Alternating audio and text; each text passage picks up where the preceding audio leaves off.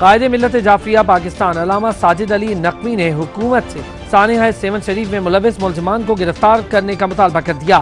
1 سال بعد بھی سانحہ 7 شریف میں ملوث دہشت گردوں کو گرفتار نہ کیا جا سکا، یہ افسوسناک ہے۔ علامہ ساجد علی نقوی۔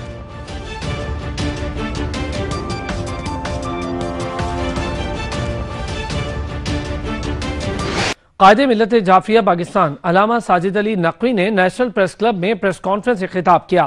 انہوں نے سانحہ 7 شریف پر گہرے غم کا اظہار کیا۔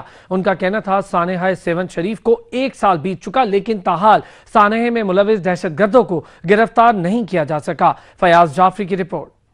قائد ملت جعفریہ پاکستان علامہ ساجد علی نقوی کا کہنا ہے کہ سانحہ 7 شریف کو 1 سال گزر گیا لیکن تاحال سانحے میں ملوث دہشت گردوں کو گرفتار نہیں کیا جا سکا اور نہ ہی کمیشن کی تحقیقاتی رپورٹ منظر عام پر لائی گئی۔ انہوں نے خیرپور ناتن شاہ نیشنل پریس کلب میں پریس کانفرنس کرتے ہوئے کہا کہ 7 شریف میں درگاہ قلندر لال شہباز کی سیکیورٹی کے ناقص انتظامات ہیں، زائرین کی حفاظت کے لیے تسلی بخش انتظامات نہیں کیے گئے۔ ان کا کہنا تھا کہ نیشنل ایکشن پلان سیاست کی نظر ہو گیا، ایک بار پھر ڈیرہ غازی خان کو خون سے نہلایا گیا۔ شہریوں کی حفاظت کرنا اور امن امان کی بحالی ریاست کی ذمہ داری ہے۔ ان کا مزید کہنا تھا کہ عدلیہ کا احترام کرتے ہیں، ہمارے خلاف منفی اقدامات اٹھائے گئے جس کا جواب طلب کرنے کے لیے عدلیہ جانا پڑا، تب جا کے 2 جملوں کا جواب ملا۔ ان کا مزید کہنا تھا کہ آئندہ کے عام انتخابات میں متحدہ مجلس عمل بھرپور حصہ لے گی۔